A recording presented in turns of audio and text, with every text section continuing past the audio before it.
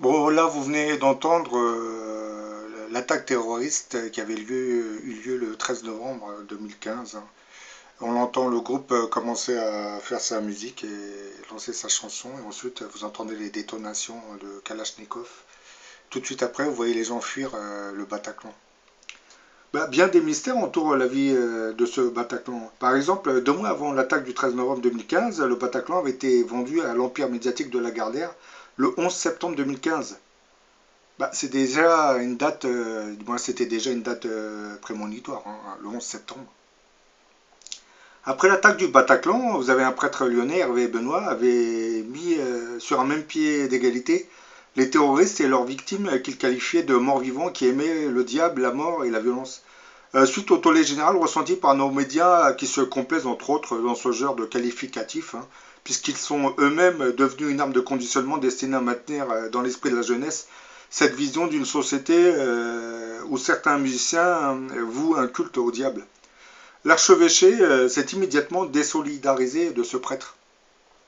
Bah, si je comprends bien, l'archevêché ne combat plus vraiment cette vision démoniaque que véhiculeraient nos sociétés, hein.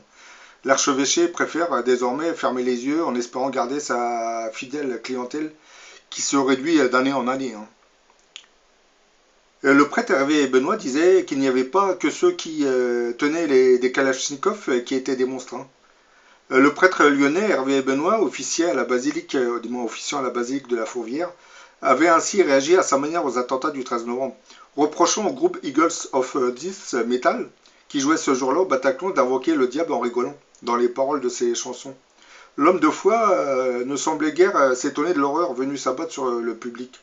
Regardez les photos des spectateurs quelques instants avant le drame, poursuit-il dans cette tribune. Ces pauvres enfants de la génération Bobo en transe extatique, mais ce sont des morts vivants. Leurs assassins, ces zombies Hachéchines, sont leurs frères siamois.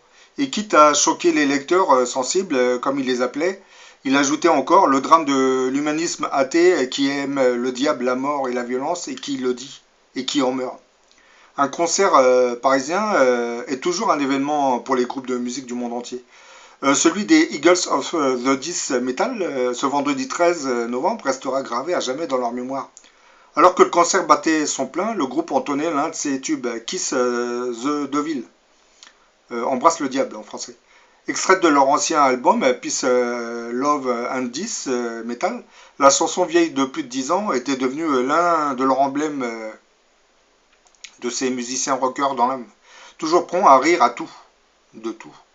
Mais Dave Kachin, le guitariste, et Mac Jokins, le bassiste, ne pensaient pas coller au plus près de leur texte et ne rigolent plus maintenant. Et étrangement, les paroles de leur chanson, Kiss the Devil, qui veut dire en français Embrasse le diable, rendaient un hommage à ce même diable qui, quelques minutes plus tard, allait envoyer un autre groupe muni de Kalachnikov. Voilà les quelques paroles de la chanson en anglais et leur traduction en français. Who'll love the devil? Who'll love his song? I will love the devil and his song. Qui aimera le diable? Qui aimera sa chanson? J'aimerai le diable et sa chanson. Bah, ils ont bel et bien vu le diable ce vendredi au Bataclan. Après les premières rafales d'armes automatiques, les musiciens avaient réussi à s'extraire de la scène et avaient attendu près de 2h30 avant d'être secourus. Le drame dans cette attaque terroriste, c'est qu'elle aurait été prédite à l'avance, comme l'affirmerait, du moins comme l'affirmait le journal britannique Mail on Sunday. Dans ce journal, on évoquait une étrange prophétie trouvée dans un film controversé dont le sujet était un déferlement terroriste à Paris et qui était sur le point de sortir au cinéma. Mais bon, cela faisait maintenant 2 fois que ce film n'avait pas pu être projeté, étant donné les événements qui s'étaient produits dans la capitale parisienne. Cette attaque terroriste du 13 novembre avait aussi été prédite sous la forme d'un roman écrit par Julien Suodo intitulé Dawa et publié aux éditions Robert Laffont. Bah, c'est ça le roman, c'est lui, monsieur Julien Suodo. Dawa al-Islamiyya était le nom donné dans ce roman à un groupuscule terroriste islamiste qui voulait détruire Paris. Dans ce livre, salué par la critique, on découvrait le projet d'un professeur algérien qui voulait se venger de la France en organisant 6 attentats simultanés dans Paris, le vendredi 13 mars 2014. Étant visées 6 grandes stations de métro, Montparnasse, Austerlitz, Saint-Lazare, Gare du Nord, Gare de l'Est et Gare de Lyon. Pour mener à bien son projet, ce professeur recrutait en banlieue des adolescents issus de l'immigration à la dérive. Ils avaient choisi la date du vendredi 13 pour passer à l'assaut. Donc comme vous voyez, comme pour le 11 septembre 2001, l'attaque du 13 novembre avait été prophétisée dans un roman et dans un film. C'est à croire que le futur est déjà écrit et certaines personnes le connaissent. Quand je dis certaines personnes, ce sont des forces invisibles qui inspirent certains auteurs de romans, hein.